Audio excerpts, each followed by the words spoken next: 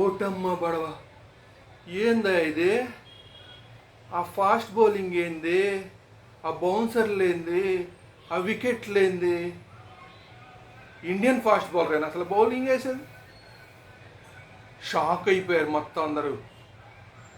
ఆ బౌలర్ గురించి మాట్లాడుకునే ముందు ఇప్పటిదాకా బ్రహ్మాస్త్ర యూట్యూబ్ ఛానల్ని సబ్స్క్రైబ్ చేయని వాళ్ళందరూ వెంటనే సబ్స్క్రైబ్ చేయండి. అలాగే ఈ వీడియోని మీ క్రికెట్ లవర్స్ అందరికీ షేర్ చేయండి. నిన్న పంజాబ్ ఎల్ఎస్జి మ్యాచ్ జరుగుతున్న టైంలో అసలు ఎవరైనా చూస్తే ఆల్మోస్ట్ ఇంకా పంజాబ్ గెలిచేస్తుందేమో అన్నంత పరిస్థితి. అట్లాంటి పరిస్థితుల్లో అసలు ఓపెనర్లు వికెట్లే పడట్లేదు అన్న పరిస్థితుల్లో ఏం చేయాలో అర్థం కాక ఎల్ఎస్సి బౌలర్లు అందరూ తలకిందులైపోతున్న పరిస్థితుల్లో ఆ రోజే డెబ్యూట్ చేస్తున్న ఒక కొత్త బౌలర్ని, ఫాస్ట్ బౌలర్ని ఎల్ఎస్సి తీసుకొచ్చింది. మయాంక్ యాదవ్ 21 ఏళ్ల ఈ ఫాస్ట్ బౌలర్ ఇక బౌలింగ్ వేయడం మొదలుపెట్టిన తర్వాత ఇక చూడండి మ్యాచ్ మారిపోయింది. అసలు వన్ సైడెడ్గా పంజాబ్కి వెళ్ళిపోతుందన్న మ్యాచ్ కాస్త ఒకేసారి అలా టర్న్ అయిపోయింది. మొత్తం ఎల్ఎస్జి వైపుకి వచ్చేసింది. అసలు ఆ ఫాస్ట్ బౌలింగ్ ఏంటి, ఆ రిథమ్ ఏంటి, ఆ బౌలింగ్లో ఆ రిథమ్ ఏంటి, రన్అప్లో ఆ రిథమ్ ఏంటి, అంత ఈజ్ ఏంటి, ఆ రన్అప్లో ఉన్న ఈజ్ ఏంటి, ఇవన్నీ చూస్తే కనుక క్రికెట్ లవర్స్ అందరూ కూడా మంత్రముగ్ధులైపోయారు నిన్న. అంటే అద్భుతమైన బౌలింగ్ ఏదో వేసేస్తున్నాడు, అద్భుతమైన స్వింగర్లు వేసేస్తున్నాడు అని కాదు, బట్ చాలా ఫాస్ట్ బౌలింగ్, మంచి కంట్రోల్తో వేస్తున్నాడు. ఇది ఈ కొత్త కుర్రాళ్ళలో ఉన్న స్పెషాలిటీ. అసలు నిన్న ఈ మ్యాచ్ అయిపోయిన తర్వాత నేను అసలు ఈ మయాంక్ యాదవ్ ఎవరు అని చెప్పి గూగుల్లో సెర్చ్ చేస్తే ఎక్కడా లేదు. గూగుల్లో కూడా పెద్దగా లేదు ఇతని గురించి. ఏదో ఢిల్లీకి ఆడాడు, అంతకుముందు కొంచెం ఇంటర్నేషనల్ కూడా ఎక్కడ ఆడింది లేదు. తర్వాత ఫస్ట్ క్లాస్ క్రికెట్లో కూడా 1-2 మ్యాచ్లు ఆడాడు, అది కూడా ఢిల్లీ తరపున ఏదో ఆడాడు అని మాత్రమే ఉంది. అట్లాంటి కుర్రాడు యాక్చువల్గా ఈ మయాంక్ యాదవ్ని 2022 సీజన్కే ఎల్ఎస్సి తీసుకుంది. అయితే ఆ సీజన్లో ఇతనికి ఆడడానికి అవకాశం ఇవ్వాల.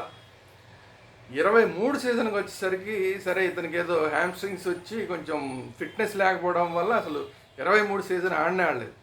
ఇప్పుడు 24 సీజన్ వచ్చేసరికి 1 మ్యాచ్లో పెట్టలేదు. ఈ మ్యాచ్లో అతను ఇంట్రడ్యూస్ చేశారు. ఇంట్రడ్యూస్ చేసిన తర్వాత అతని బౌలింగ్ ఎంత స్పీడ్లో వేసాడో ఒక్కసారి మీరు చూడండి. First ball 147, second ball 146 km/h. అంటే చూడండి ఎంత స్పీడ్ వేస్తున్నాడు. మూడో బాల్ వచ్చేసరికి 150 km. తర్వాత 4వ బాలు 141, 5వ బాలు 149, 6వ బాల్లో సెన్సేషన్ చేసేసాడు, 156 km స్పీడ్ వేసాడు. చూడండి ఏ స్థాయిలో అతను వేస్తున్నాడు. అయితే మనకి చాలామంది బౌలర్లు ఉన్నారు, ఫాస్ట్ వేసేవాళ్ళు చాలామంది ఉన్నారు, కానీ ఫాస్ట్ బౌలర్లకి పెద్ద ప్రాబ్లం ఏంటంటే కంట్రోల్ ఉండదు.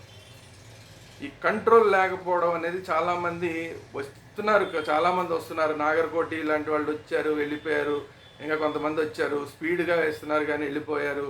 ఇప్పుడు కూడా ఎస్ఆర్ఎస్సి తరపున ఒక కాశ్మీర్ నుంచి మాలిక్ ఆడుతున్నాడు, అతను కూడా ఇంతే పరిస్థితి. కంట్రోల్ లేదు, స్పీడ్ వేస్తాడు కానీ కంట్రోల్ లేదు. సో ఇట్లాంటి పరిస్థితుల్లో ఫస్ట్ ఓవర్లోనే 156 రీచ్ అయిపోయాడు. చూడండి తర్వాత 150, నెక్స్ట్ ఓవర్ 150, 142, 141, తర్వాత 153, 149, 152, ఆ తర్వాత 149, 147, 145, 140, 143, 153, 154, 149, 142, 152, 148. ఈ 4 ఓవర్లలోనూ ఎక్కడా కూడా 140 km తక్కువ స్పీడ్ ఇలా. అన్నిటికన్నా తక్కువ వేసిన బాల్ 140 km, అన్నిటికన్నా ఎక్కువ వేసిన బాల్ 156, అంటే 16 km వేరియేషన్. ఇంకా స్లో బాల్స్ వేస్తే ఎలా వేస్తాడు, ఇంకెంత ఎఫెక్టివ్గా ఉంటాడో చూడాలి. అసలు బ్యాట్స్మెన్ అయితే టైమింగ్ అవ్వట్లేదు, ఇతను బాల్ కొడదామంటే కూడా టైం అవ్వట్లేదు. ఇలా కొడదామని చూస్తుంటే బాల్ ఇక్కడ కొట్టవలసింది ఇక్కడికి వచ్చేసరికి బాల్ వచ్చి తగిలేస్తుంది. దాంతో టైమింగ్ మిస్ అయిపోతుంది. టైమింగ్ మిస్ అయిపోయి క్యాచ్లు వెళ్ళిపోతుంది.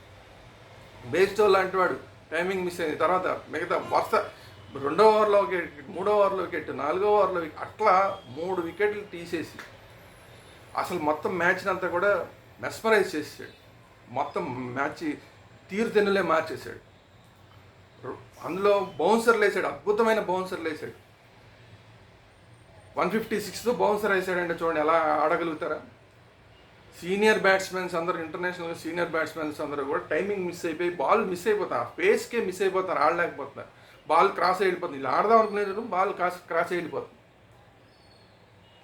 మంచి గుడ్ లెంగ్త్లో వేస్తున్నాడు, మంచి షార్ట్ పిచ్ బాల్స్ వేస్తున్నాడు. షార్ట్ పిచ్ బాల్స్ వేయడమే కాకుండా బౌన్సర్లు వేస్తున్నాడు, అన్ని వేరియేషన్స్, ఇన్కట్టర్లు వేస్తున్నాడు. వచ్చేది కూడా బాలు ఆఫ్ స్టంప్ మీద పడి లోపలికి వస్తుంటే కొట్టడానికి కూడా టైం ఉండట్లేదు, స్పేస్ ఉండట్లేదు, రెండు ఉండట్లేదు. ఈ రెండు ఉండడం మూలనే క్యాచ్లు ఇచ్చేస్తున్నాను. మంచి బౌలర్ మళ్ళీ ఒక ఇండియాకి దొరికాడు, కొంచెం లేట్గా అయినా సరే దొరికాడు. ఇంకా 21 ఏళ్ళు, 288 రోజులు ఉంది అతని ఏజ్.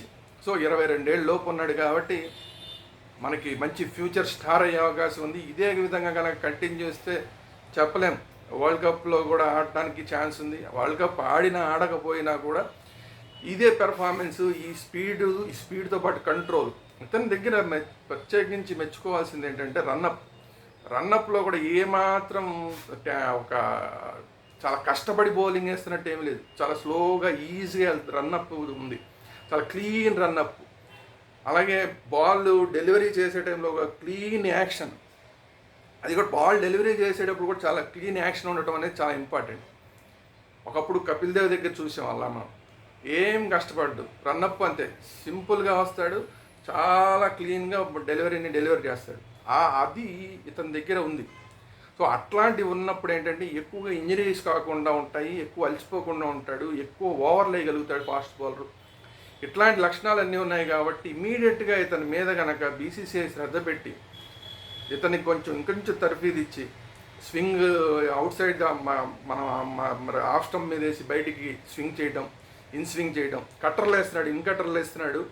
కానీ ఆ ఫాస్ట్లో ఇన్ కట్టర్లు వేస్తుంటే ఆడలేకపోతున్నారు. కానీ స్వింగ్ కూడా కొంత ఇన్ స్వింగ్, అందులో ఎయిర్ స్వింగ్ చేసే బౌలర్లు అసలు ఈ మధ్య కనిపించట్లేదు. ఎయిర్లో స్వింగ్ అయ్యేది.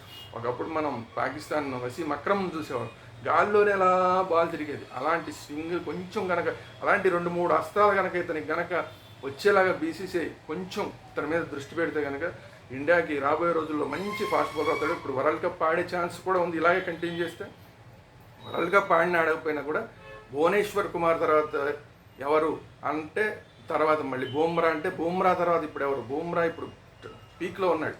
కానీ బూమ్రా తర్వాత ఎవరు అంటే తడుగొక్క లేకుండా ఇతను అయ్యే అవకాశం ఇతనికి ఉంది. ఇతని మీద అందరూ దృష్టి పెట్టి ఉంచండి, ముఖ్యంగా బీసీఐ దృష్టి పెట్టి ఇతని మీద శ్రద్ధ పెడితే కనుక ఇండియాకి మరొక ఛాంపియన్ ఫాస్ట్ బౌలర్ వచ్చే అవకాశం ఉంది.